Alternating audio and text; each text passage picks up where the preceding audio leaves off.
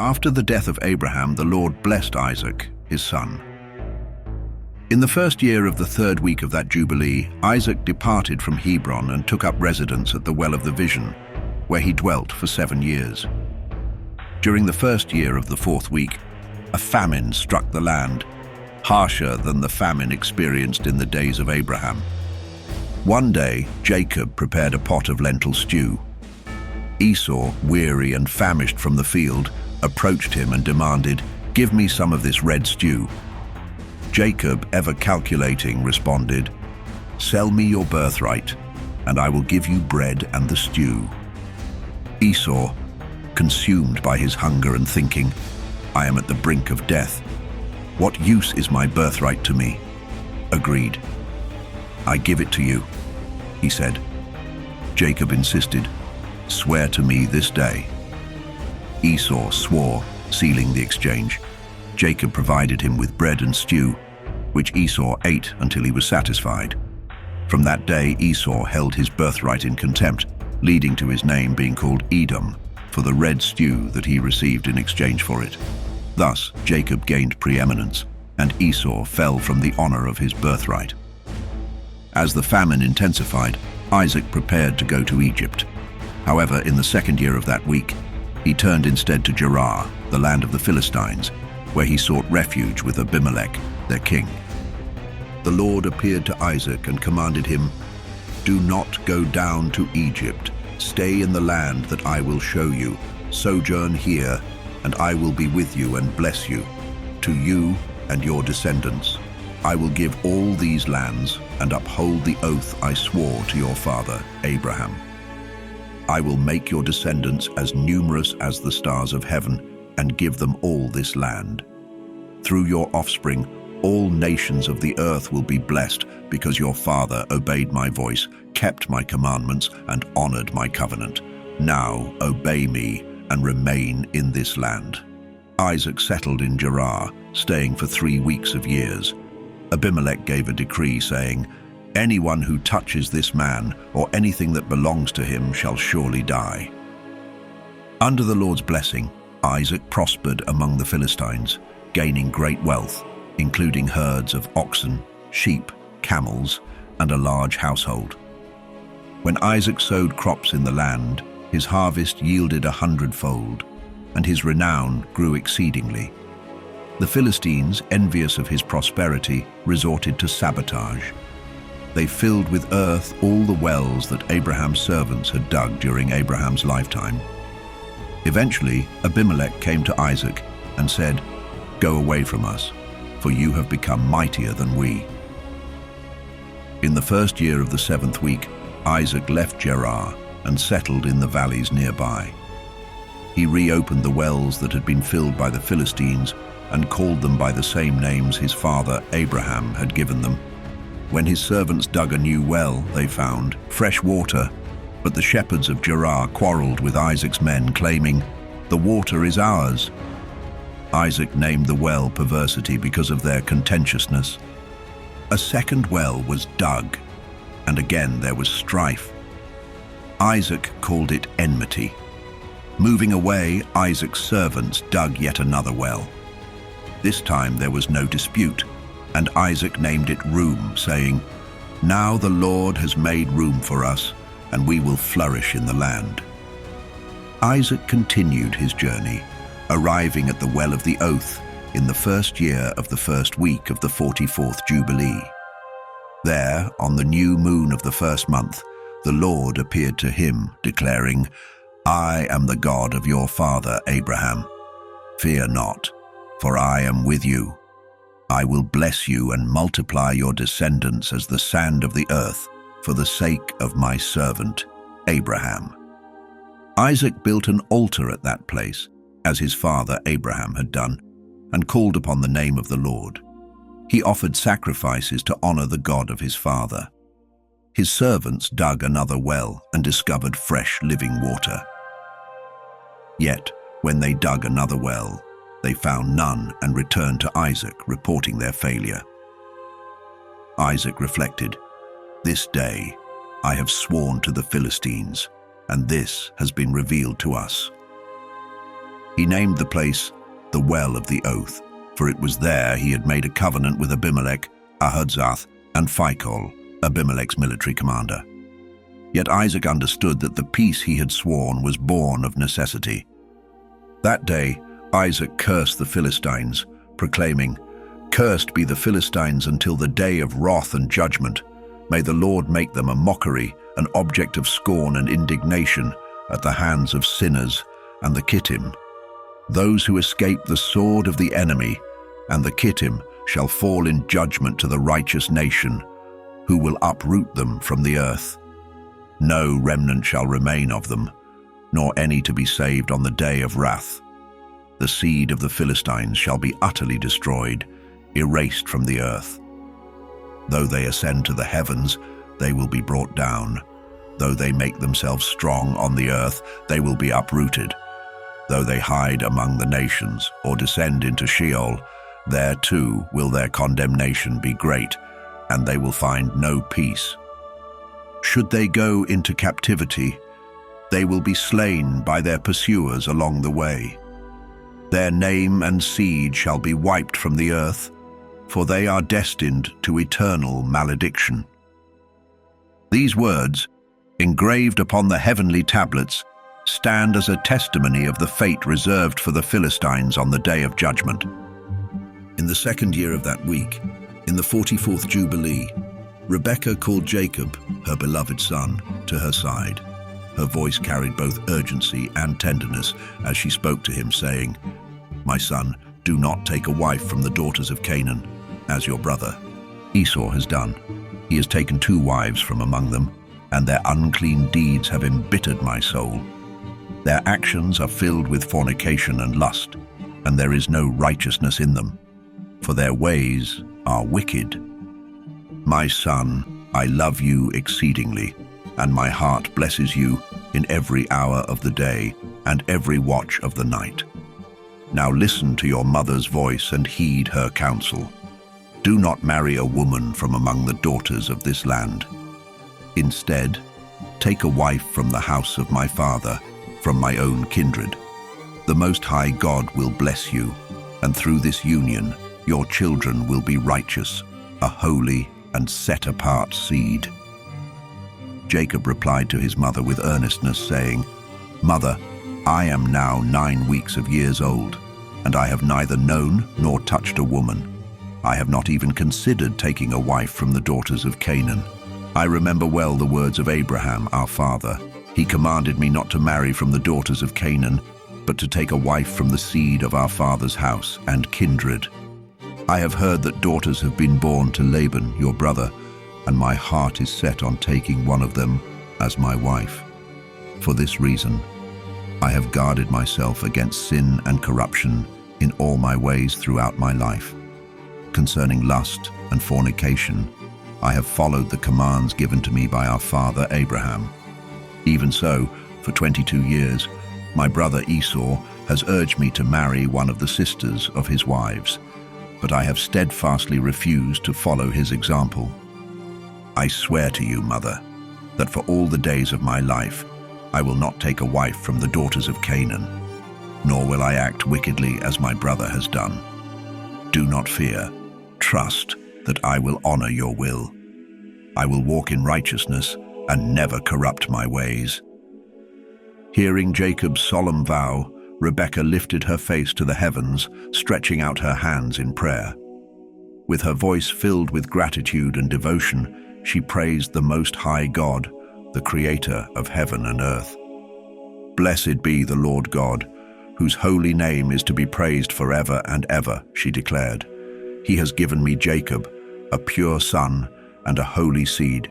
He belongs to you, Lord, and so shall his descendants for all generations to come. Bless him, O Lord, and place in my mouth the words of righteousness, that I may bless him." At that moment, the Spirit of righteousness descended upon Rebekah. She placed her hands upon Jacob's head, and her words flowed forth with divine authority. "Blessed are you, Lord of righteousness and God of the ages. May you bless my son beyond all generations of men. Grant him the path of righteousness and reveal righteousness to his descendants. May his sons multiply during his lifetime, their number as abundant as the months of the year. Let them become as countless and great as the stars in the heavens, and more numerous than the grains of sand upon the seashore. Give to them this goodly land, as you promised to Abraham and his seed forever. May they hold it as an eternal possession. Let me see, during my life, the blessing of children born to you, my son, a holy and righteous seed from your line. As you have refreshed my spirit in my life, the womb that bore you blesses you, my affection blesses you, my breasts bless you, and my tongue sings your praises. Increase and spread across the earth. May your seed be perfect, filled with the joy of heaven and earth for all eternity. Let your descendants rejoice, and may they know peace on the great day of peace. May your name and your seed endure through all the ages. May the Most High God be their God, and may the God of righteousness dwell among them. Through them, may his sanctuary be built, standing for all generations to come. Blessed be all who bless you, and cursed be all who falsely curse you. Rebekah concluded her blessing by embracing Jacob tenderly. She kissed him and said, "May the Lord of the world love you as deeply as your mother loves you. May my heart and affection rejoice in you and forever bless you." With those words, her blessing was complete. In the 7th year of that week, Isaac, feeling the weight of age upon him, called his eldest son, Esau, and spoke with a voice frail yet resolute. "My son," he said, "I am old, and my sight has grown dim. I do not know the day of my death. Take your hunting gear, your quiver and your bow, and go to the field. Hunt game for me and prepare savory meat, the kind I love. Bring it to me so I may eat, and my soul may bless you before I die." Esau departed at once, eager to fulfill his father's request. Meanwhile, Rebekah, having overheard Isaac's words to Esau, called Jacob, her younger son, and spoke with urgency. "Jacob, my son, I heard your father instruct Esau to hunt game, prepare a meal, and bring it to him so he might bless him before the Lord and before his death. Now, my son, listen carefully and do as I command you.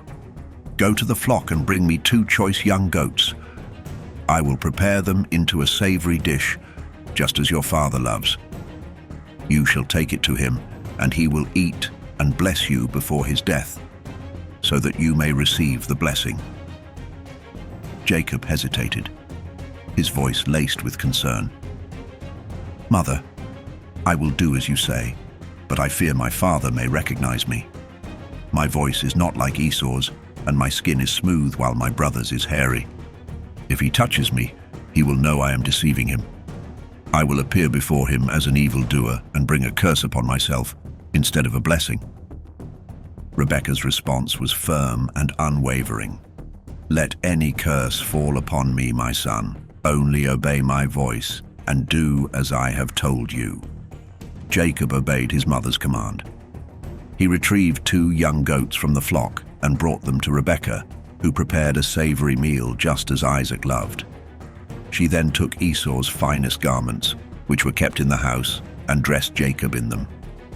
To complete the disguise, she placed the skins of the goats on his hands and the exposed parts of his neck. Handing him the prepared meal and bread, she sent him to his father. Jacob approached Isaac and said, "Father, I am your son. I have done as you asked.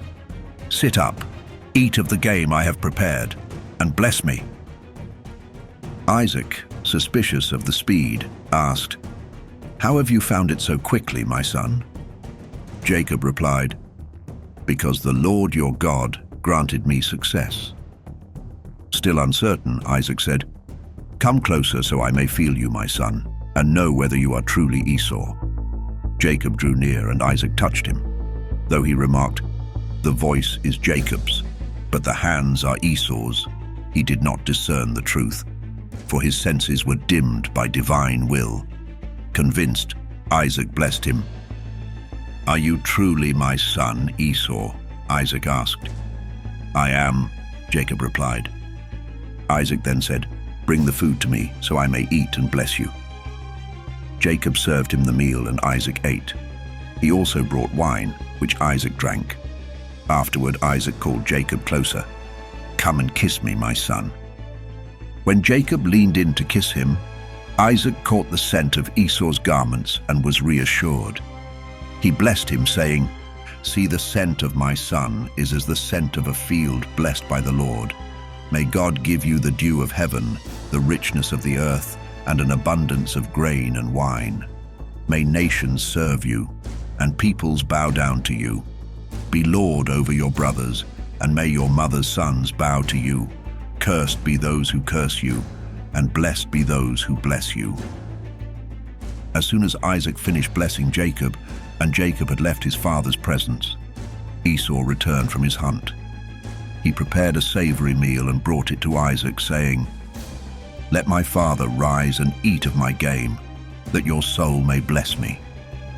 Isaac, startled, asked, "Who are you?" Esau replied, "I am your firstborn son, Esau. I have done as you commanded." Isaac trembled violently. "Who, then, hunted game and brought it to me? I have already eaten and blessed him, and he shall be blessed." When Esau heard his father's words, he cried out with a bitter and anguished wail. "Bless me too, father," he pleaded. Isaac replied, "Your brother came deceitfully and has taken your blessing." Esau's grief turned to anger. "Is he not rightly named Jacob? For he has supplanted me twice, first taking my birthright and now my blessing. Have you no blessing left for me?"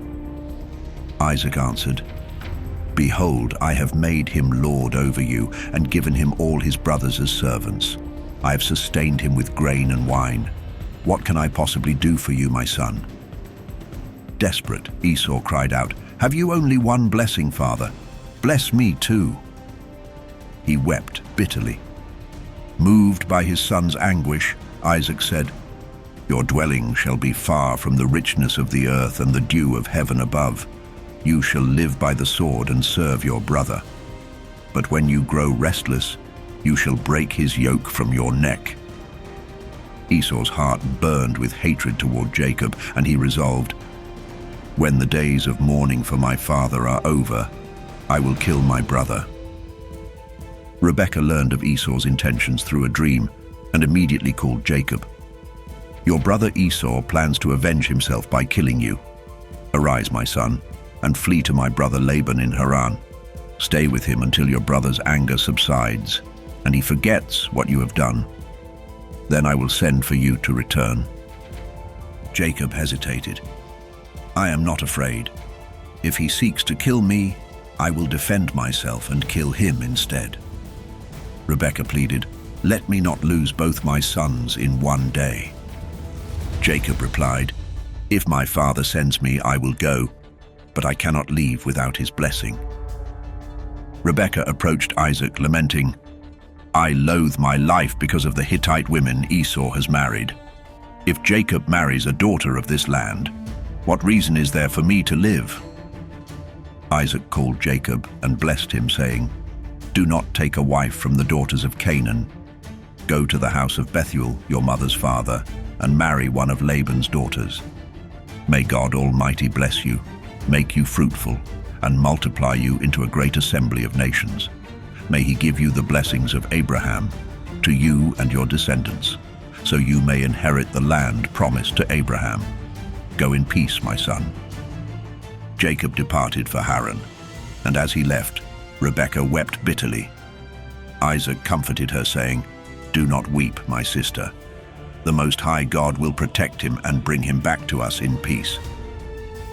As Jacob journeyed, he came to Bethel, where he rested for the night. In a dream, he saw a ladder reaching from earth to heaven, with angels ascending and descending upon it. The Lord stood above it and declared, "I am the Lord, the God of Abraham and Isaac. The land where you sleep I will give to you and your descendants. Your offspring shall be as the dust of the earth, spreading to the west, east, north, and south. Through you and your seed all nations will be blessed. I am with you and will protect you wherever you go. I will bring you back to this land and fulfill all I have promised." Awaking in awe, Jacob exclaimed, "Surely this is the house of God, the gate of heaven." He set up the stone he had used as a pillow, poured oil upon it and vowed, "If the Lord will be with me, provide for me, and return me safely to my father's house, then he shall be my God. This stone shall be a pillar for his house, and of all he gives me, I will give a tenth to him." Jacob continued on his journey and arrived in the land of the east, where he came to Laban, the brother of Rebekah. He dwelt with Laban and served him faithfully for 7 years in exchange for Rachel, the daughter he deeply loved. At the end of the agreed time, Jacob said to Laban, "Give me my wife, for my service is complete, and I have fulfilled my duty." Laban agreed and prepared a feast, but he deceived Jacob by giving him Leah, his elder daughter, instead of Rachel. Laban also gave Leah his handmaid Zilpah to serve her. Jacob, unaware of the deception, lay with Leah, believing she was Rachel.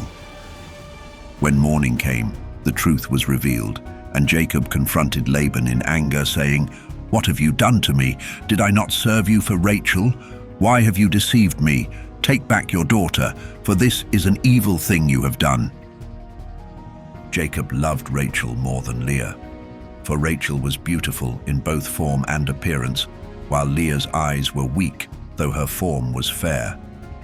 Laban responded, "In our land, it is not our custom to marry off the younger daughter before the elder. It is also written in the heavenly tables that no one should do so, for such a deed is counted as wickedness. Therefore, let the week of this marriage feast pass, and then I shall give you Rachel as well, in exchange for another 7 years of service."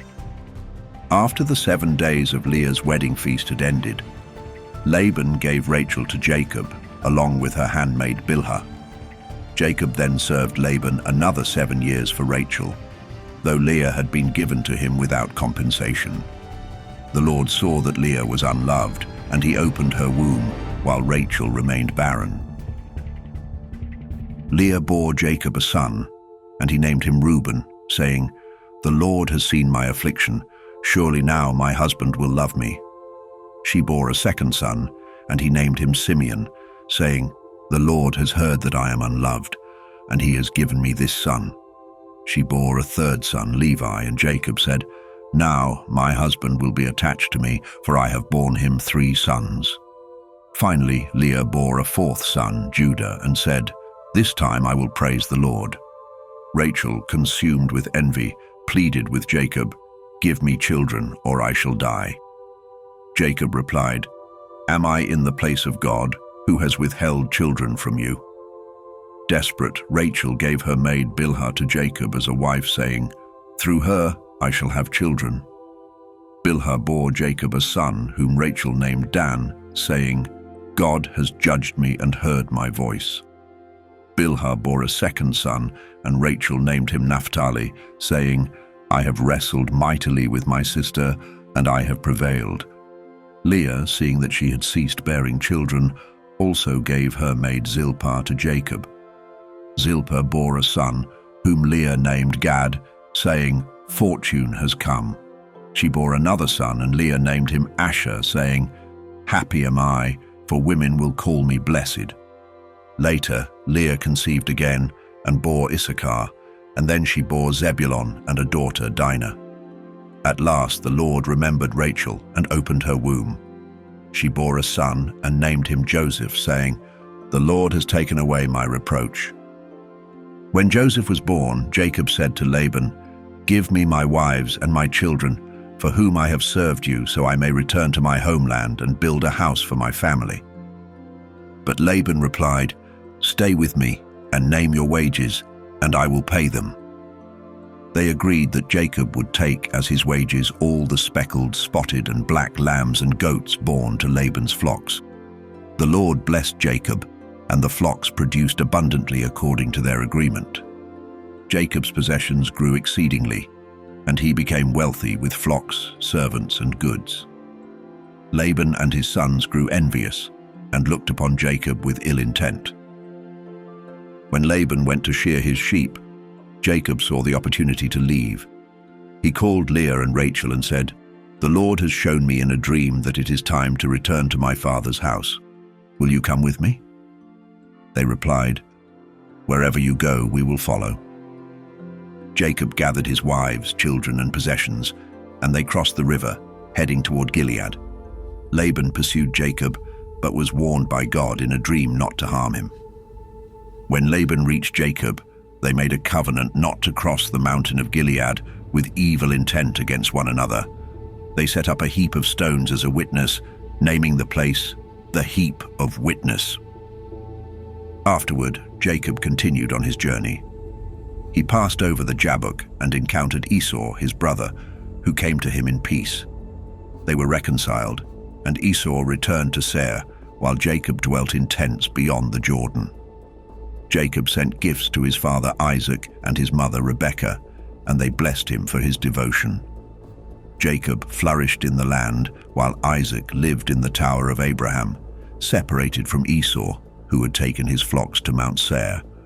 Jacob's faithfulness brought blessings to his family, and he remained devoted to the God of his fathers. In the first year of the 6th week, in the year 2143, Jacob journeyed to Salem, east of Shechem, with his household.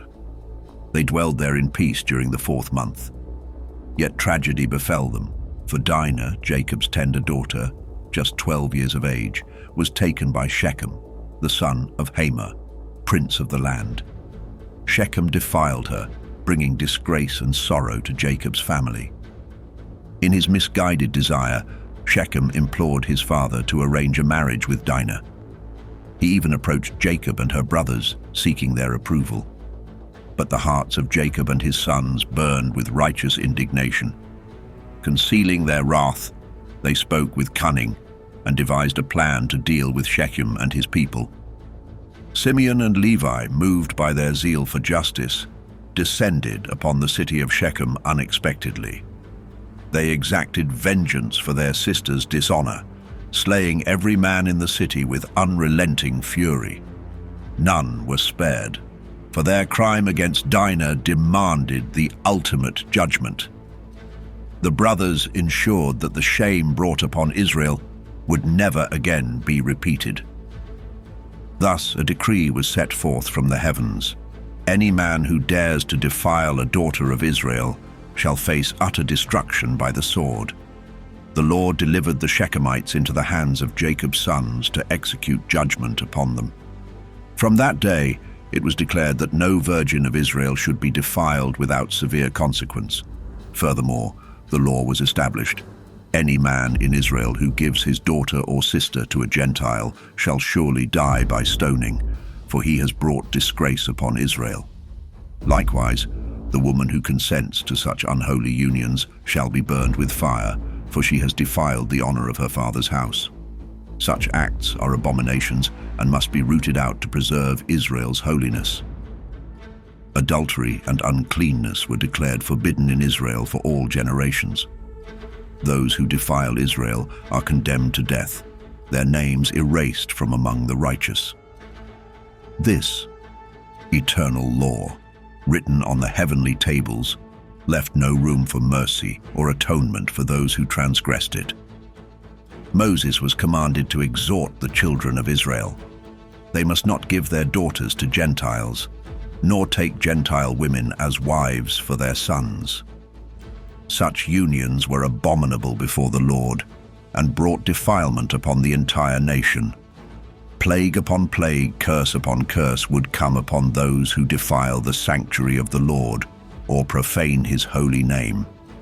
All who participated or turned a blind eye to such sins would bear the judgment as a nation. In recounting the deeds of the sons of Jacob, the story of Shechem stood as a testimony. Their act of vengeance was inscribed in the heavenly tables as righteousness. Levi, in particular, was chosen for the priesthood, his zeal for righteousness forever remembered. He and his descendants were blessed to minister before the Lord, their faithfulness recorded for all generations, as an enduring testament. This account was written as a warning and instruction to the children of Israel. They were to live in obedience, fulfilling the covenant that had been established. Those who kept the covenant would be recorded as friends in the book of life, but those who transgressed would be blotted out, their names inscribed among those destined for destruction. When the sons of Jacob brought Dinah back from Shechem, they seized the wealth of the city, sheep, oxen, asses, and all its treasures, and brought it to their father, Jacob. Though Jacob reproached them for their actions, fearing retribution from the Canaanites and Perizzites, the terror of the Lord fell upon the surrounding cities. None dared pursue the sons of Jacob, for they were protected by the fearsome hand of God. At the dawn of a new month, Jacob gathered his household and spoke with solemnity and urgency, "Purify yourselves and change your garments, for we shall ascend to Bethel, the place where I vowed a sacred promise to the Lord on the day I fled from my brother Esau. The Lord has been faithful, delivering me into this land in peace. Now, cast away the foreign gods that dwell among you, for they have no place in the presence of the Holy One." Moved by his command, the people relinquished their idols, those hidden in their possessions and adorned upon their ears and necks. Even Rachel surrendered the idols she had stolen from Laban.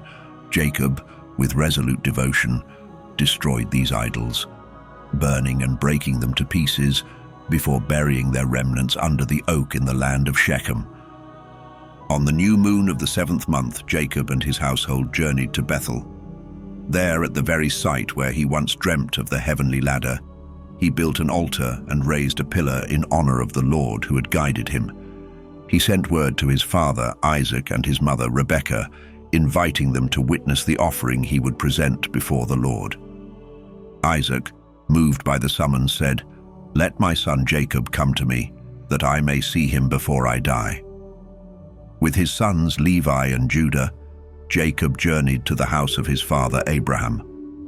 Rebekah, upon hearing of his arrival, came forth from the tower with a heart rekindled by joy. She embraced Jacob, kissing him as tears of relief flowed, for her son had returned. When Rebekah laid eyes upon Levi and Judah, she asked with wonder, "Are these your sons, my son?" She embraced and blessed them, declaring, "In you the seed of Abraham shall shine gloriously, a blessing upon the earth." Jacob entered the chamber where his father Isaac lay. Taking his hand, he stooped to kiss him, and Isaac clung to his neck, weeping with profound joy. The darkness lifted from Isaac's eyes, and he saw the faces of Levi and Judah. "Are these your sons, my son?" Isaac asked. "Indeed they are," Jacob replied. Isaac beckoned the boys closer, embracing and kissing them both. In that moment, the spirit of prophecy descended upon him. Taking Levi by the right hand and Judah by the left, he turned to bless Levi first. "May the eternal God, the Lord of all ages, bestow greatness and glory upon you and your descendants. Among all men, you and your seed shall approach him, serving in his sanctuary as the angels of the presence and the holy ones. Your lineage shall speak the word of the Lord in righteousness, judging his judgments with unwavering integrity. Let his table be yours, and may it never lack in provision for all generations. Blessed are those who bless you, and cursed are those who curse you." Turning to Judah, Isaac continued, "May the Lord grant you strength to triumph over all who oppose you. You shall be a prince among your brothers, and your name shall inspire reverence throughout the lands. In you lies the hope of Jacob and the salvation of Israel. When you sit upon the throne of righteousness, peace will flow abundantly for the beloved of the Lord. Blessed are those who bless you, and cursed are all who rise against you." With heartfelt emotion, Isaac kissed Judah and embraced him, marveling at the faithfulness of the Lord in the lives of Jacob's sons. That evening, Jacob recounted to his father all the ways the Lord had shown him mercy, prospering his journey and protecting him from harm. Isaac, moved by his son's testimony, blessed the God of Abraham, praising him for his enduring righteousness.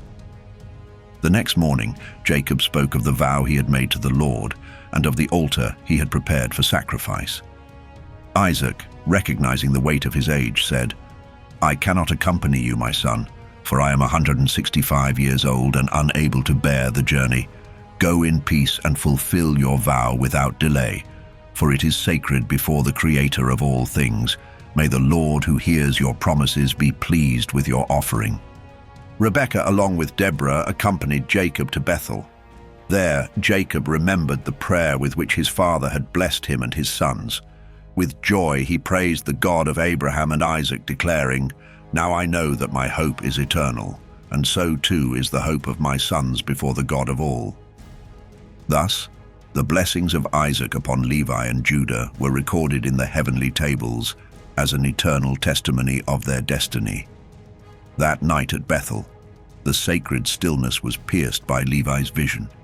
In his dream, he saw a divine ordination. He and his descendants were consecrated as priests of the Most High God, destined to serve forever. Awakening with awe, Levi lifted his voice in praise, blessing the Lord for the revelation. At dawn on the 14th of the month, Jacob rose with purpose. He gathered a tithe from all that he possessed, men, cattle, gold, vessels, and garments, and dedicated it to the Lord. During these days, Rachel conceived her second son, and Jacob, counting his sons, declared Levi's portion to belong to the Lord. In a solemn ceremony, Jacob clothed Levi in the sacred garments of priesthood and consecrated his hands for divine service. On the 15th day, Jacob approached the altar with a magnificent offering: 14 oxen, 28 rams, 49 sheep, 7 lambs, and 21 kids of the goats. The altar was laden with these sacrifices, the smoke rising as a sweet aroma before the Lord, fulfilling the vow Jacob had sworn. Each day for 7 days, he presented offerings and burnt incense, expressing his gratitude to the Lord for his faithfulness and deliverance. For the entire week, Jacob and his household partook of the feast with joy and thanksgiving, celebrating the Lord's mercy in rescuing them from tribulations. He sanctified the clean animals for sacrifice while setting apart the unclean. All the men servants were given to Levi as part of his priestly portion, and Levi began to serve as a priest at Bethel, standing in honor above his 10 brothers. Jacob fulfilled his vow by tithing again, a second tithe, as ordained on the heavenly tablets. This sacred act became a lasting commandment for the children of Israel, that they would offer a second tithe each year in the presence of the Lord, consuming it in the holy place he had chosen. This law, eternal and without limit, required that any surplus from the tithe not be carried into the following year, but burned as unclean. On the 22nd day of the month, Jacob resolved to consecrate Bethel further, building walls around the site and sanctifying it as a place of eternal holiness for himself and his descendants. That night, the Lord appeared to him, declaring, "Your name shall no longer be Jacob, but Israel, for you have prevailed and are blessed." The Lord continued, "I am the creator of heaven and earth, and I will multiply you exceedingly. Kings shall rise from your lineage, and they will judge wherever human feet have tread. I will grant your descendants all the earth under heaven, and they shall rule over the nations. In time, they will inherit the earth forever." As the vision concluded, Jacob watched the divine presence ascend into heaven. That night, he saw another vision, an angel descending with 7 celestial tablets. The angel handed these to Jacob, and as he read them, he saw the destinies of his children and their descendants unfold through all generations. The angel instructed him, "Do not build here or make this an eternal sanctuary, for this is not the chosen place. Return to the house of your father Isaac and remain there until his death. In Egypt you shall end your days in peace, and you will be buried with honor alongside Abraham and Isaac." Jacob questioned how he could remember all that he had seen, and the angel reassured him, "I will bring all things to your remembrance." Upon awakening, Jacob found his memory intact and faithfully recorded all that he had seen and heard. On the following day, Jacob celebrated anew, offering sacrifices in honor of the Lord. He named this day Addition, as it extended the original 7 days of feasting. This celebration, recorded on the heavenly tablets, became an eternal ordinance to be observed by his descendants. That same night, Deborah, Rebekah's nurse, passed away, and she was buried under the oak by the river. Jacob named the place the River of Deborah, and the oak of mourning. Rebekah then returned to her husband Isaac, carrying gifts of sheep and goats from Jacob for a meal. Jacob followed her until he reached the land of Cabratan, where he chose to dwell.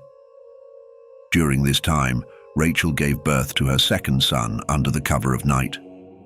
The labor was grievous, and in her sorrow she named him Ben-Oni, the son of my sorrow. Yet Jacob, with hope, called him Benjamin, the son of my right hand. Rachel's life ended that night, and she was laid to rest in the land of Ephrath, which is Bethlehem. In her honor, Jacob built a pillar above her grave, marking her resting place along the road. Jacob settled in the southern lands of Magdala-Dra-Eph with his wife Leah. As the days passed, Reuben, the eldest son, was ensnared by an overwhelming temptation. One fateful evening, while Bilhah, Rachel's maid and Jacob's concubine, bathed in solitude, Reuben's heart was overcome by forbidden desire. Under the cover of night, he crept into her dwelling, where she lay asleep, and committed an act of profound violation. Bilhah awoke, startled to find Reuben beside her. In horror, she uncovered her garment, seized him, and cried out. Overcome with shame, she released her hold, and Reuben fled into the shadows. Consumed by anguish, Bilhah lamented the betrayal, but kept the incident secret, her sorrow deep and unspoken. When Jacob returned and sought her, Bilhah confessed through tears, "I am no longer clean for you. Reuben has defiled me, lying with me while I slept, and I discovered only when it was too late." Jacob's anger burned fiercely against his eldest son for such an abomination. He turned away from Bilhah, never approaching her again, for her sanctity had been violated. This grievous act reverberated as a warning to all. The uncovering of a father's wife was an affront to divine law, an unclean act condemned by the Lord. Written on the heavenly tablets was the judgment. Those who commit such an offense are accursed and worthy of death, for they have defiled the earth with their transgression. Both the man and the woman were to be put to death, ensuring such sin would never be permitted within the chosen nation. The decree resounded in the heavens. Cursed is he who lies with his father's wife, for he has uncovered his father's shame.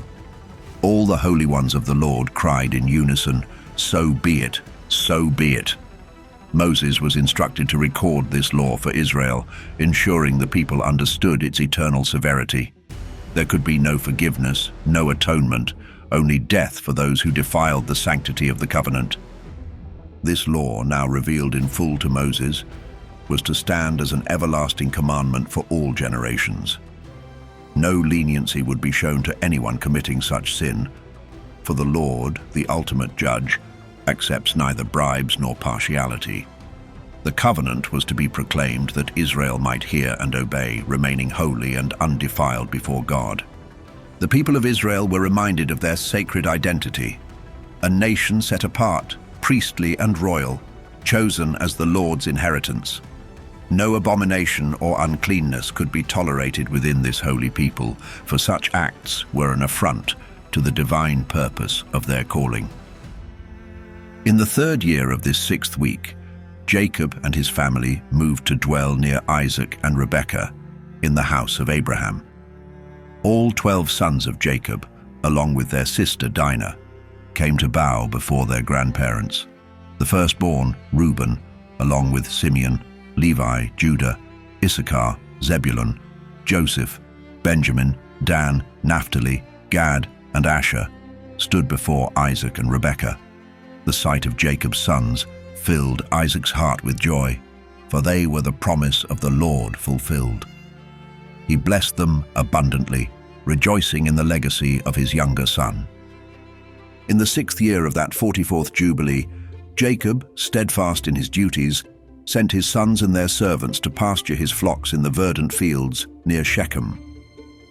Unknown to them, 7 Amorite kings conspired in the shadows, assembling their forces beneath the trees, their hearts bent on murder and plunder. Their aim was to seize the sheep and strike down Jacob's sons. While Jacob remained in the house with Levi, Judah, and Joseph, tending to their ailing father Isaac, the news arrived like a storm. A messenger came, trembling to deliver the grim tidings. The kings of the Amorites have surrounded your sons and taken your herds. At this, Jacob's resolve ignited like a fire. Rising swiftly, he summoned his 3 sons and all the loyal servants of his father and household. Together, they marched with 6,000 men, armed and ready for battle.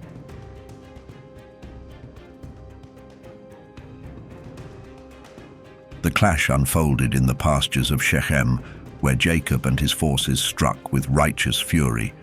The Amorite kings, Taphu, Aresa, Seragan, Selo, Gaas, Bethoron, and Ammonisakir, fell by Jacob's sword. Not one escaped, and their armies were decimated. Jacob reclaimed his herds and exacted tribute from the defeated kings, commanding a portion of their land's fruits. In triumph, he built fortified cities, Robel and Tamnateres, as monuments to his victory. Peace was restored, and the Amorites became his subjects, remaining so until Jacob's household descended into Egypt. In the following year, Jacob sent his beloved son Joseph to check on his brothers, who had moved to pasture the sheep in Dothan. But treachery brewed among them. Envy consumed their hearts, and they plotted to kill him. Yet their plans shifted. They sold Joseph to passing Ishmaelite merchants. Bound and betrayed, Joseph was carried to Egypt, sold into the household of Potiphar, Pharaoh's eunuch and chief cook. To conceal their crime, Jacob's sons slaughtered a young goat and dipped Joseph's coat in its blood. On the 10th day of the 7th month, they brought the stained garment to their father, presenting it as evidence of a savage beast's attack. Jacob, heartbroken, mourned deeply, lamenting, "An evil beast has devoured my Joseph." His grief consumed him, feverish and inconsolable, as the household joined him in mourning. The tragedy deepened when Bilhah, Rachel's maid, succumbed to sorrow upon hearing of Joseph's presumed death. Dinah, Jacob's daughter, also passed shortly thereafter. These 3 losses, Bilhah, Dinah, and Joseph, descended upon Jacob's house in a single month, plunging him into a sea of anguish. Bilhah was buried near Rachel's tomb, and Dinah beside her. Jacob's mourning for Joseph endured an entire year. His heart could not release the pain, and he cried, "Let me go to my grave mourning for my son." This sorrowful day, the 10th of the 7th month, was etched into Israel's history as a day of atonement, a time to reflect on their sins and seek purification through sacrifice. Following Joseph's disappearance, Jacob's sons took wives and began their own families. Reuben married Adah, Simeon wed Adiba'ah, a Canaanite, and Levi took Melchah, of Aramean descent. Judah married Betasuel, a Canaanite, while Issachar, Zebulun, Dan, Naphtali, Gad, and Asher each took wives. Joseph was wed to Asenath, an Egyptian, and Benjamin married Ijasaka. Later, Simeon repented of his marriage to a Canaanite and took a wife from Mesopotamia, as his brothers had done. As time passed, Rebekah, feeling the weight of her years, summoned Jacob to her side. She urged him to honor his father Isaac and his brother Esau for all the days of his life. Jacob vowed to follow her command, expressing gratitude for her guidance and affirming his dedication to righteousness. Rebekah, however, revealed a solemn truth. Her time on earth was nearing its end. Despite her vitality and strength, she foresaw her death that very year. Jacob, disbelieving, laughed gently, cherishing the thought of her enduring presence. Rebekah, determined to protect her family's harmony, sought a promise from Esau. She implored him to swear he would not harm Jacob or harbor enmity against him. Esau, moved by her plea, swore an oath of peace, declaring his love for Jacob as his only brother and vowing to honor her wishes. In the twilight of her life, Rebekah summoned both her sons and reconciled them, ensuring they pledged mutual love and unity. That night, surrounded by her family, Rebekah passed away. Her sons, Esau and Jacob, laid her to rest in the double cave beside Sarah, their ancestor. In the 6th year of this fateful week, Isaac, the patriarch and bearer of ancient blessings, summoned his sons, Esau and Jacob, to his side. Frail yet resolute, he addressed them with the gravity of a father nearing the end of his earthly journey. "My sons," he began, his voice heavy with solemnity, "I am about to join my fathers in the eternal house where their spirits rest. When my time comes, bury me near Abraham, my father, in the sacred double cave of Ephron the Hittite, the sepulchre I prepared for myself in the field he purchased. Lay me there, in the embrace of our ancestors." Isaac's words shifted from his final wishes to a profound exhortation. "My sons, I charge you to walk in righteousness and uprightness upon this earth, so that the Lord may fulfill his covenant with Abraham and his seed. Love one another as you love your own soul. Let each of you seek your brother's welfare and act in harmony, that your bond may endure. Shun the idols of the nations, for they are false, and bring ruin to all who bow before them." He then reminded them of the legacy of faith. "Remember the Lord God of Abraham, your forefather, whom I served with joy and righteousness. May he bless and multiply your seed as the stars in the heavens, establishing you as a steadfast vine of righteousness, unshaken through all generations." Isaac spoke with even greater urgency. "Swear to me now, by the great and glorious name of the one who created the heavens and the earth, that you will fear and worship him alone. Swear that you will love each other with unwavering affection and never devise harm against one another, so you may prosper and avoid destruction.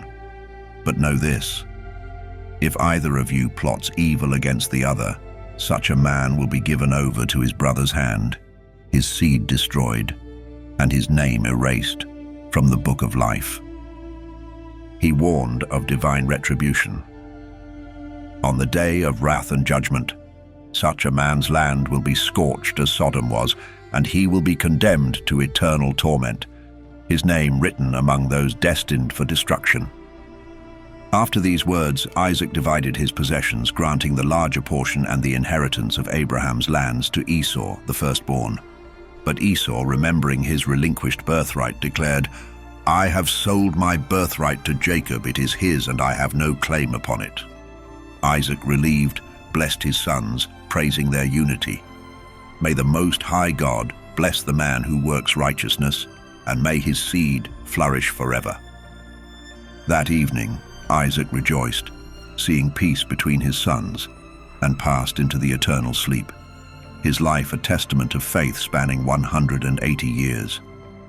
Esau and Jacob buried him in the double cave of their ancestors. In the days following Isaac's burial, unrest stirred within Esau's household.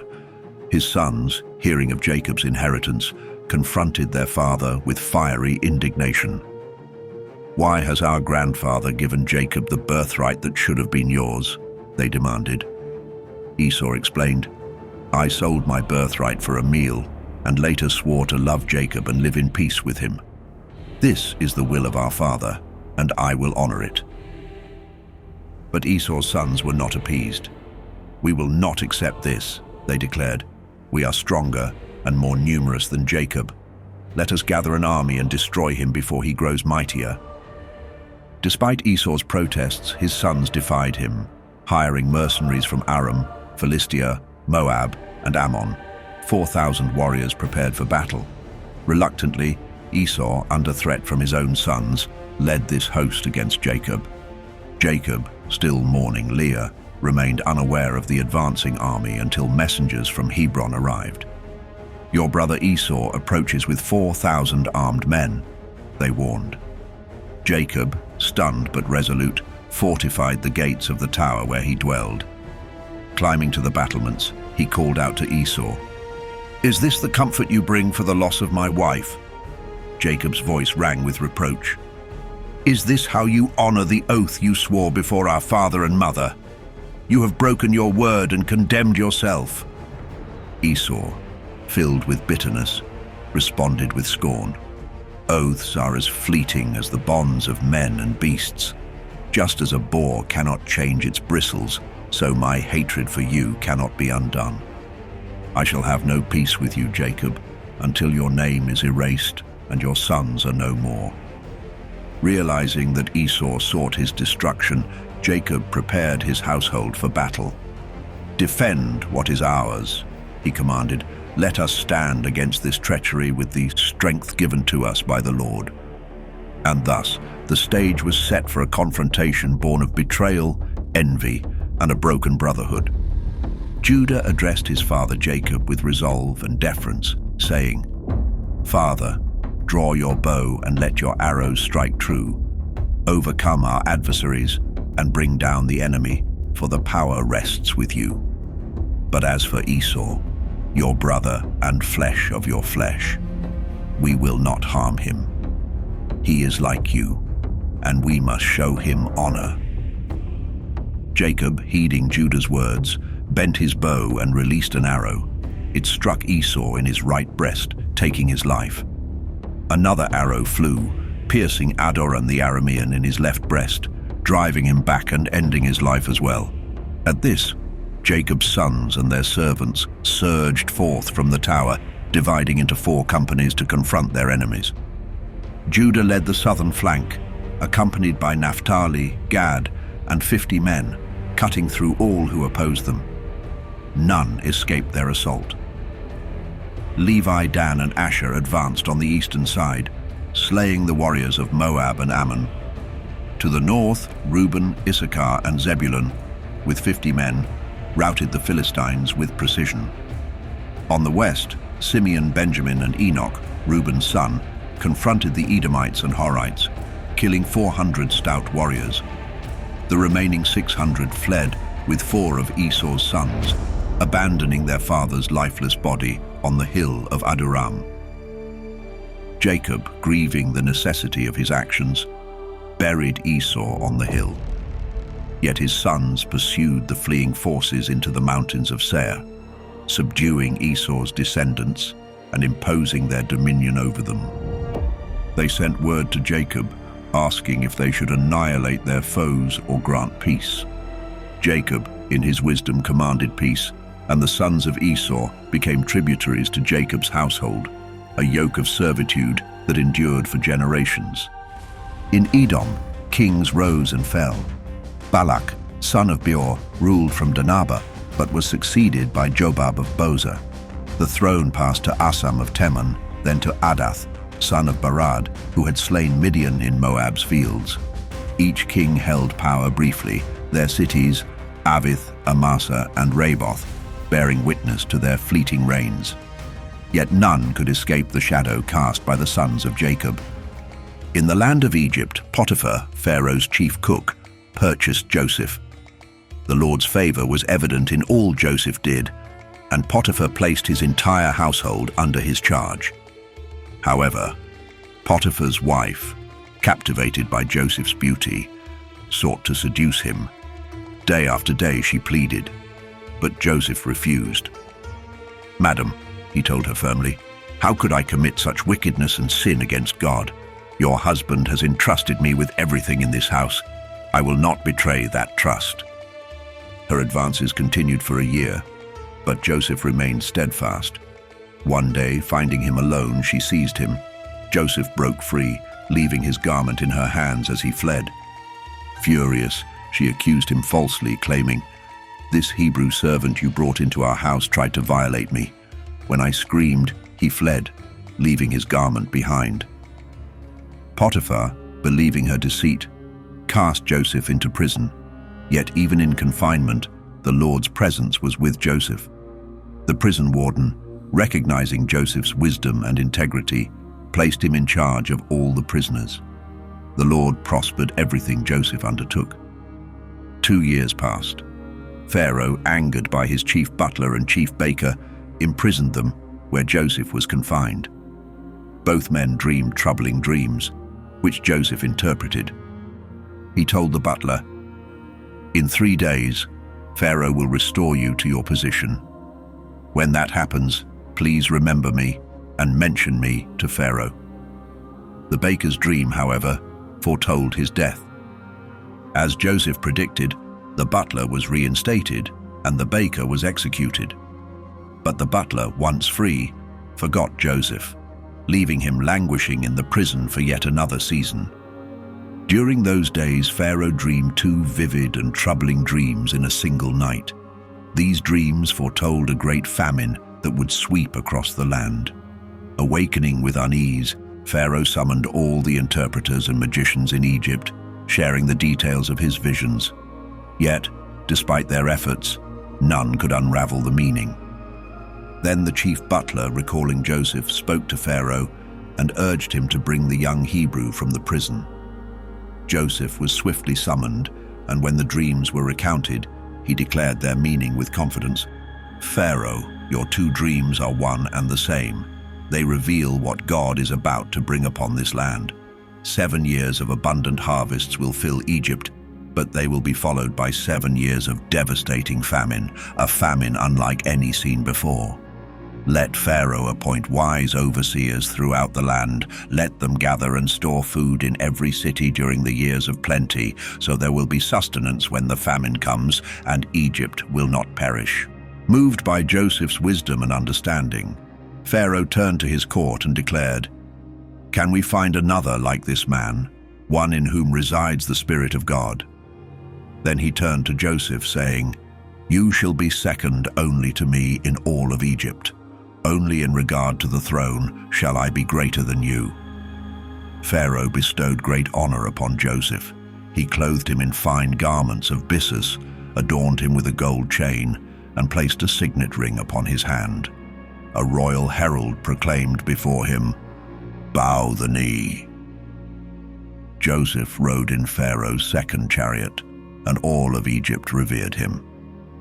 Pharaoh renamed him Zaphanath-Paneah, and gave him Asenath, daughter of Potiphera, priest of Heliopolis, as his wife. Joseph was 30 years old when he began to serve Pharaoh. The years of abundance arrived just as Joseph had foretold, and under his stewardship, Egypt thrived. Grain was stored in such great quantities that it became impossible to measure. In the days of prosperity, Judah sought a wife for his firstborn son, choosing Tamar, a daughter of Aram. Yet despised Tamar and refused to fulfill his duties as a husband. Wicked in the eyes of the Lord, he was struck down. Judah, seeking to uphold the law of brotherly duty, said to Onan, "Go to your brother's wife, fulfill your role, and raise up offspring in your brother's name."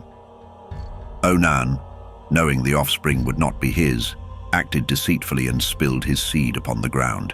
His wickedness brought the Lord's judgment upon him, and he too was struck down.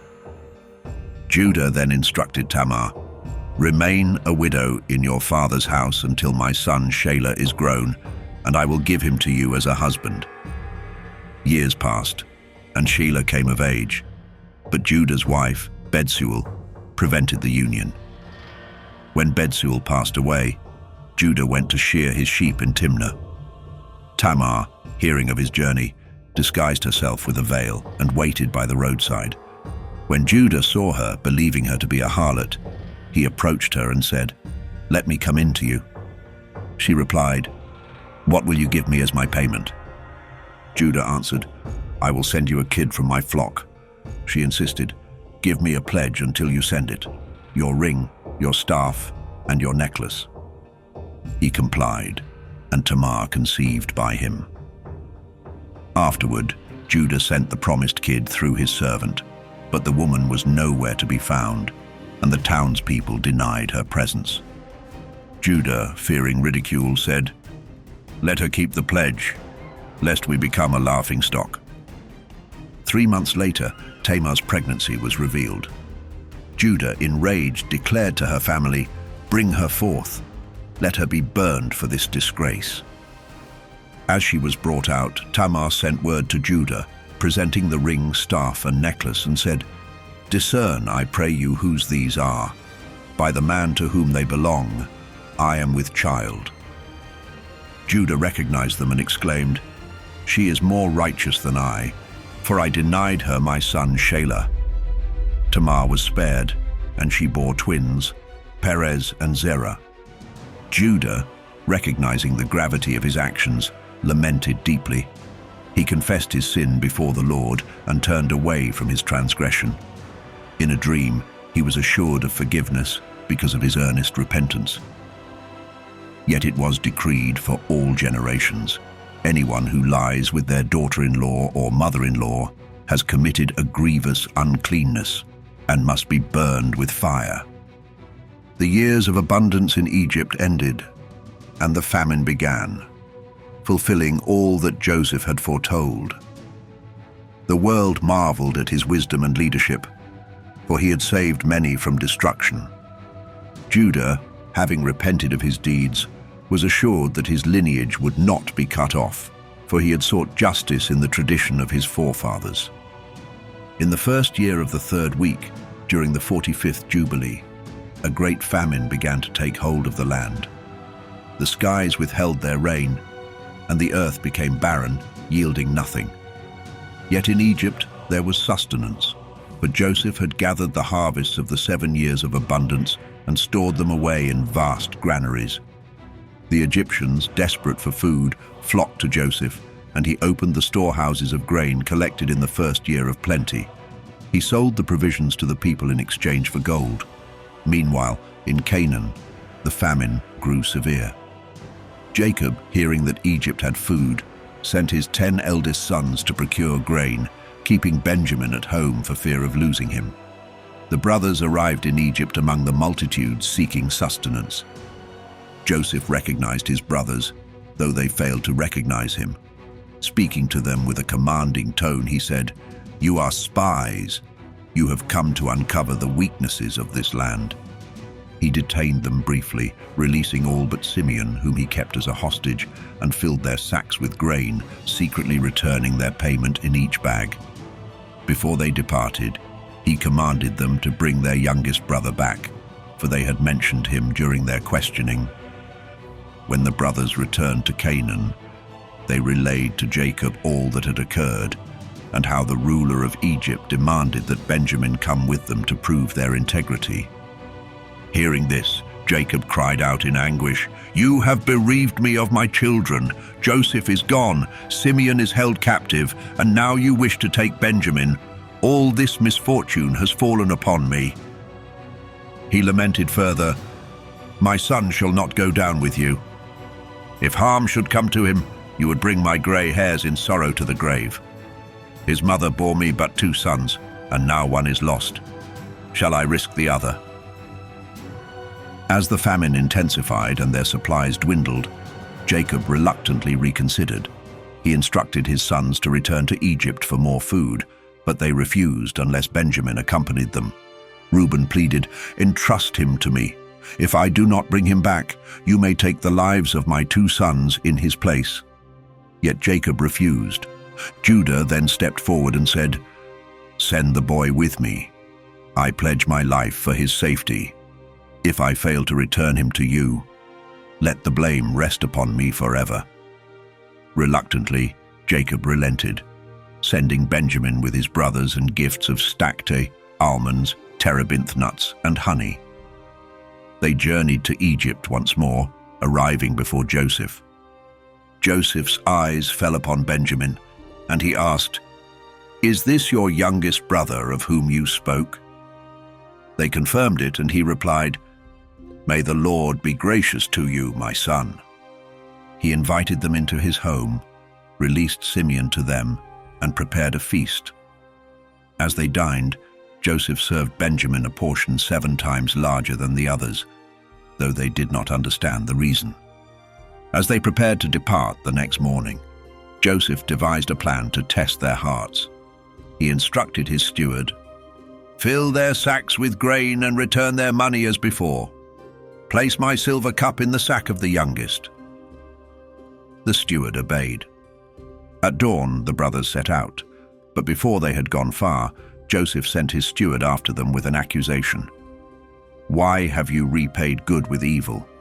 You have stolen my lord's silver cup, the one from which he drinks." The brothers, astonished, protested, "Far be it from us to commit such an act.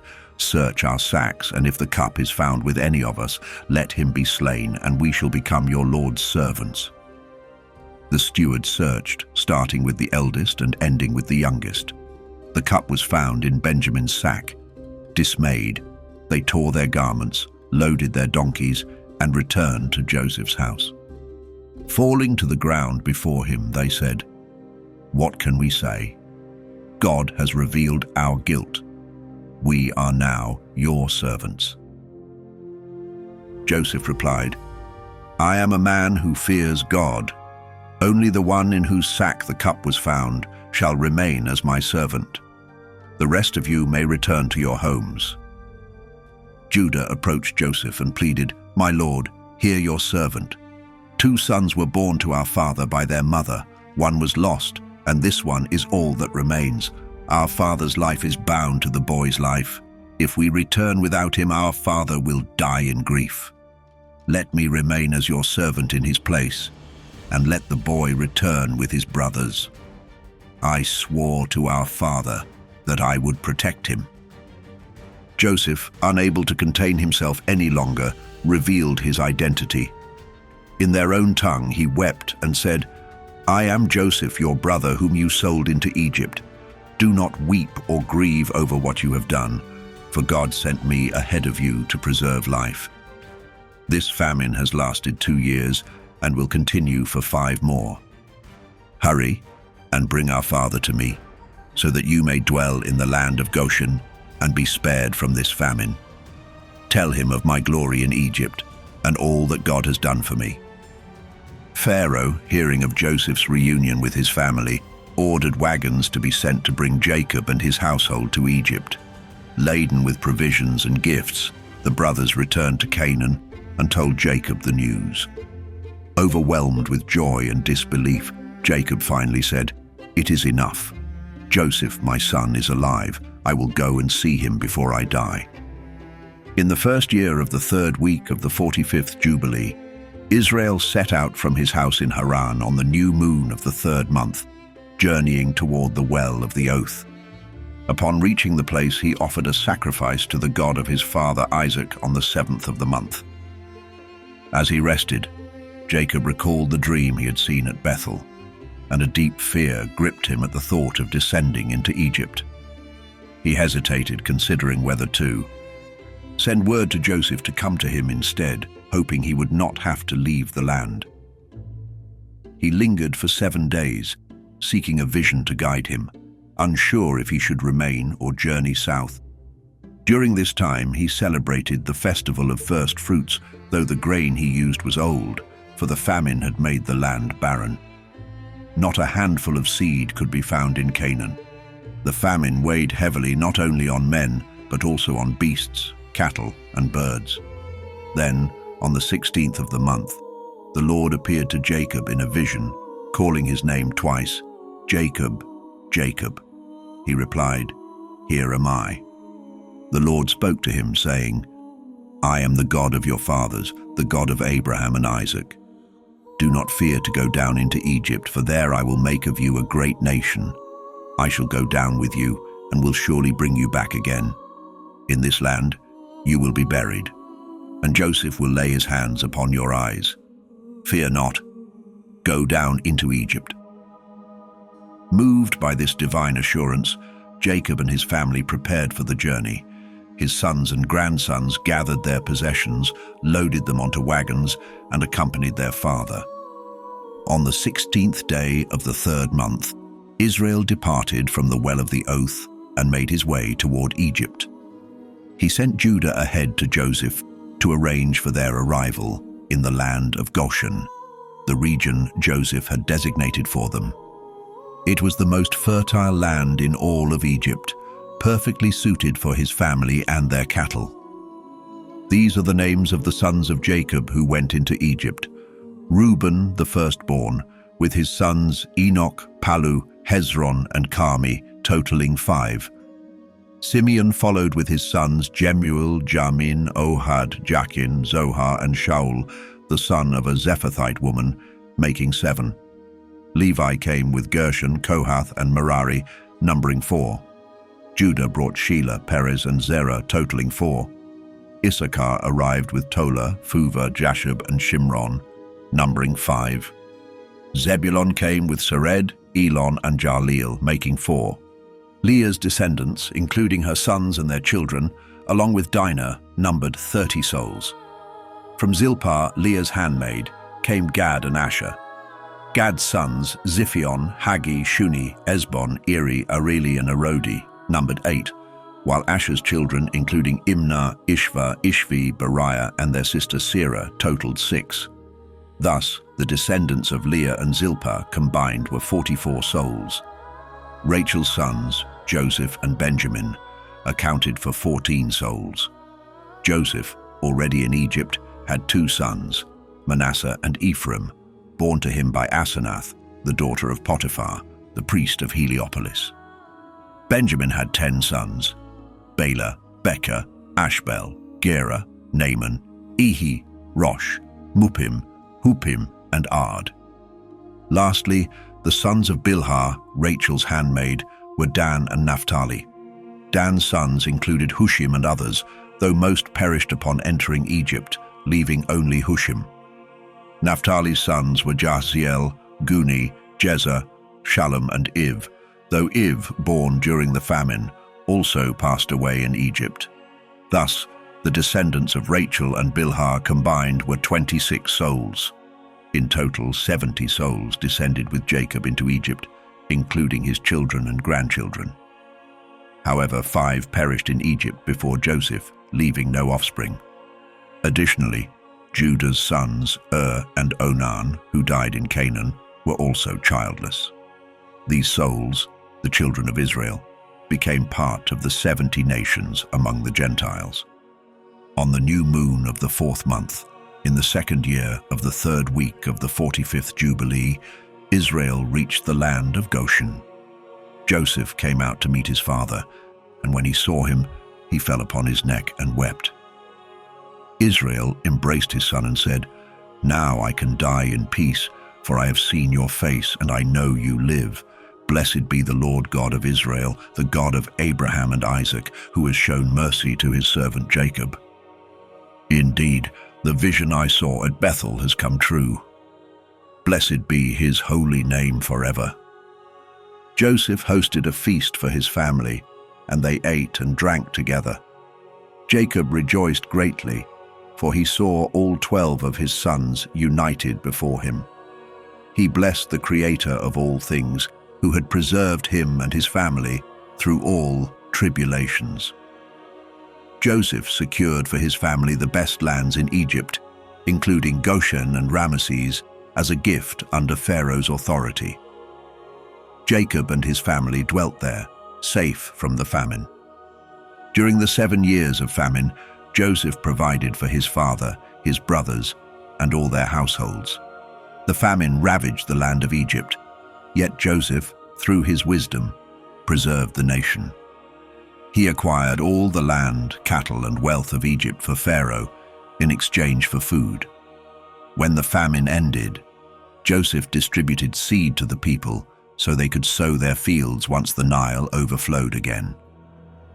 Jacob lived in Egypt for 17 years, reaching the age of 147. Before he died, he gathered his sons to bless them, revealing what would befall them in the last days. He gave Joseph a double portion of inheritance and instructed them to bury him in the double cave in Canaan alongside Abraham and Isaac. When Jacob passed, his sons honored his wishes, and his legacy endured through Levi, to whom he entrusted the sacred writings of his fathers. Levi was charged to preserve and renew them for the generations to come. After Jacob passed away, the children of Israel flourished in the land of Egypt. They multiplied greatly, becoming a powerful nation, bound together by a deep love for one another. Brother supported brother, and their unity was unshakable. For 10 weeks of years, all the days of Joseph's life, they prospered abundantly. During this time, no evil presence or adversary rose against them, for Joseph's righteous leadership shielded them from harm. The Egyptians revered the children of Israel as long as Joseph lived, honoring them for his sake. Joseph lived to the age of 110 years. He spent 17 years in the land of Canaan, 10 years as a servant, 3 years in prison, and 80 years ruling Egypt as Pharaoh's trusted advisor. Before he died, he summoned the children of Israel and commanded them, saying, "When the time comes for you to leave this land, carry my bones with you. Do not leave me here, for I long to rest in the land of Canaan with my fathers." He made them swear this solemn oath, knowing that the Egyptians would not permit his burial in Canaan due to the enmity between Egypt and Canaan after Makamaron, king of Canaan, waged war against Egypt. Though he defeated the Egyptian king in the valley and pursued his forces to the gates of Hermon, the new Pharaoh was stronger and barred him from entering Egypt. Thus, Joseph was buried in Egypt when he died in the 46th Jubilee during the second year of its 6th week. Generations passed and the children of Israel continued to thrive, but the memory of Joseph and his generation faded. A new Pharaoh arose who feared the growing strength of the Israelites. He devised a cruel plan, declaring to his people, "Behold, the children of Israel have become too numerous and powerful. Let us deal shrewdly with them before they overtake us, join our enemies in war, and escape from our land." Taskmasters were appointed to oppress them, forcing the Israelites into harsh labor. They built the fortified cities of Pithom and Ramses, along with walls and structures throughout Egypt. Yet the more they were afflicted, the more they multiplied, confounding the Egyptians and causing them to despise the children of Israel. During the 47th Jubilee, Pharaoh issued a heinous decree to cast all newborn Hebrew males into the river. For 7 months, the Nile became a graveyard for Israel's sons. When Moses was born, his mother Jochebed hid him for 3 months. Fearing discovery, she fashioned an ark from reeds, sealed it with pitch, and placed her infant son inside. She set the ark among the reeds along the riverbank, returning by night to nurse him while his sister Miriam stood watch during the day. One day, Tharmuth, the daughter of Pharaoh, came to bathe in the river. Hearing the child's cries, she commanded her maidens, "Bring me this child." They retrieved the ark and presented it to her.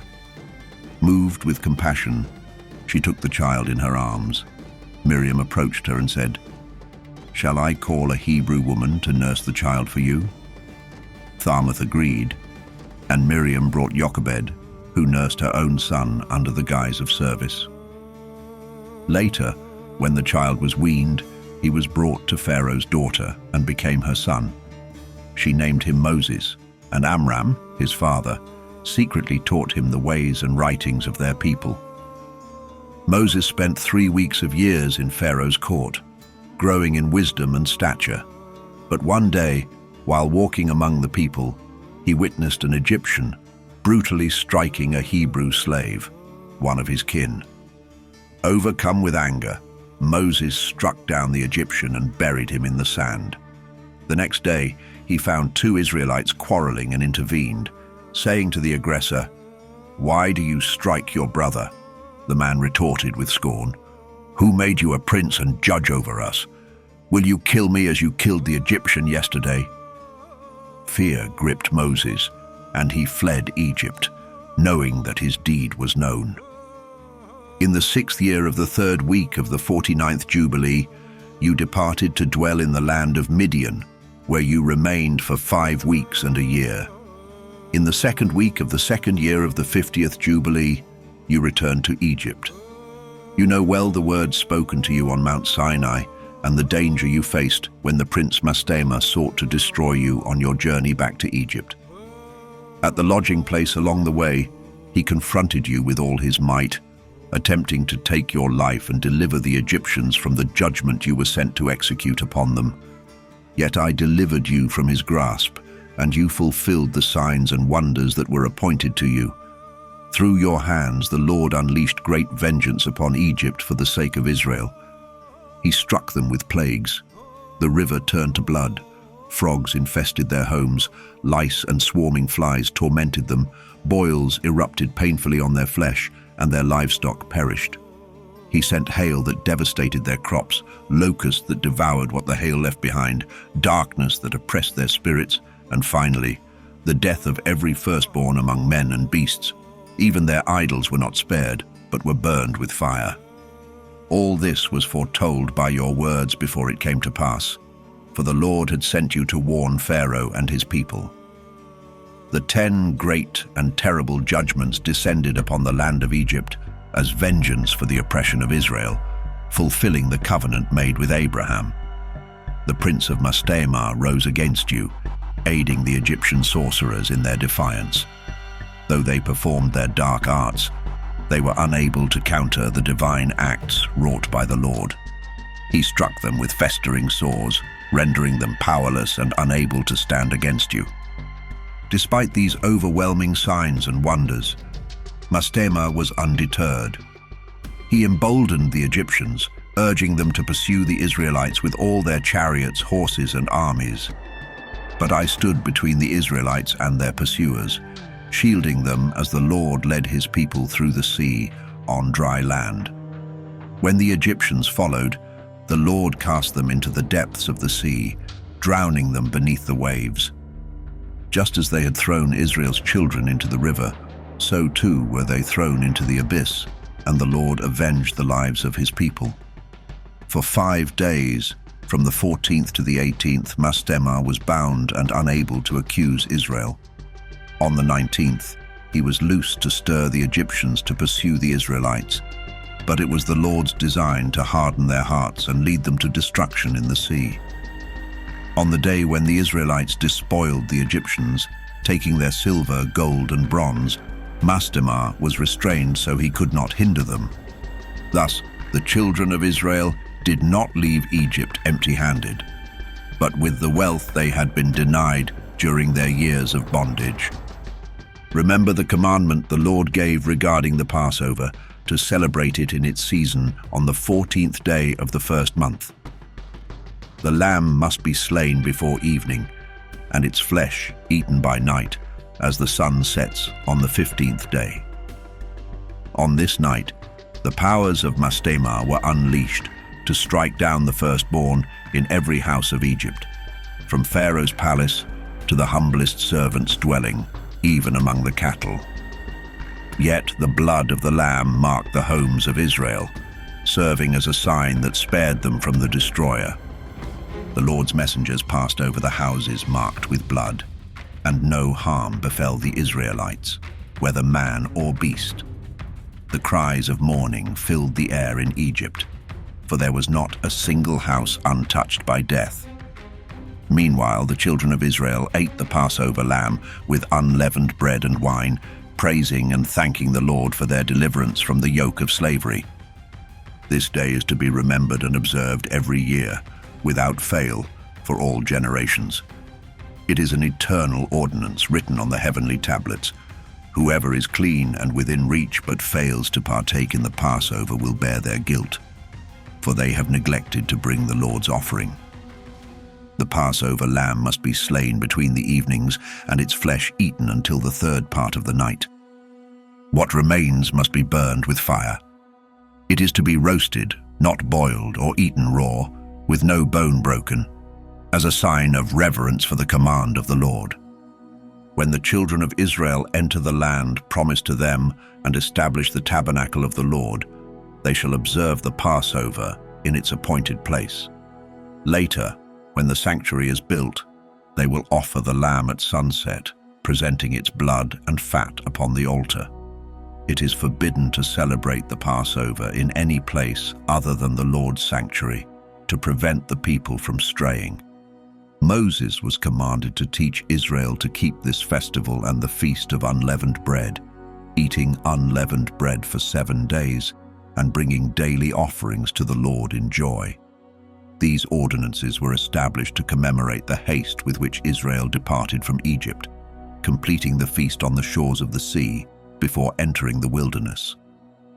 After delivering the law to you in the desert of Sinai, which lies between Elim and Sinai, I revealed the sacred observance of the Sabbaths, the appointed times of rest ordained for you.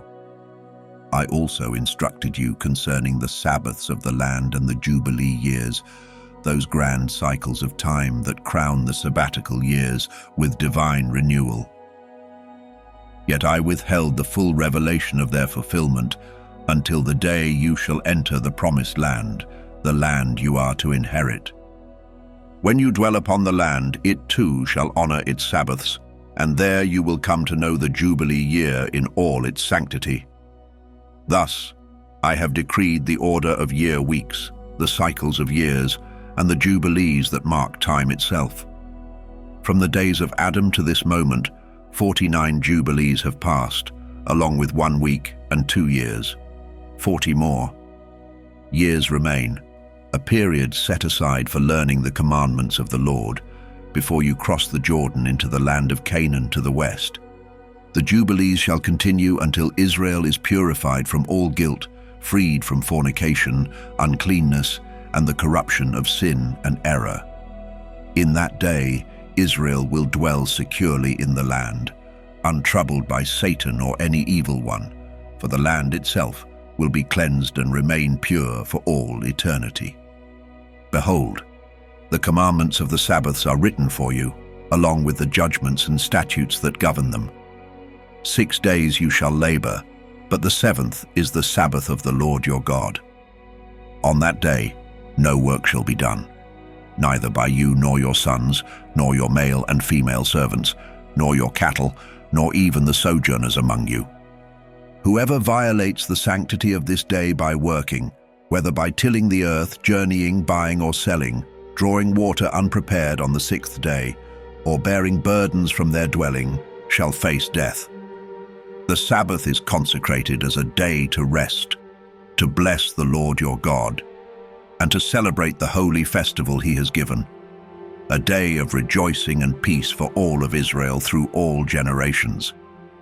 The Lord has bestowed great honor upon Israel in giving them the Sabbath, a day to eat, drink, and be satisfied, free from the labors of humankind. Only the holy work of burning frankincense and presenting offerings in the sanctuary of the Lord shall be performed on this day. These sacrifices serve as an eternal atonement and memorial, pleasing to the Lord, as he commanded. But whoever defies this commandment by working, journeying, farming, lighting fires, traveling by ship, hunting, or any similar act, even fasting or waging war, shall bear the ultimate penalty. Such transgressions violate the sanctity of the Sabbath, which the Lord has inscribed on the heavenly tablets and entrusted to me to record for you. Thus the children of Israel are called to observe the Sabbaths according to these divine decrees. It is a covenant written in the fabric of time, dividing the days and sanctifying them as eternal markers of his holiness. Here ends the account of the division of days, consecrated and set apart by the Lord. Watch the full movie to understand the entire content of the Book of Jubilees. If you like this video, please hit the like button and share it with your friends and family. Keep your minds open, and until we meet again.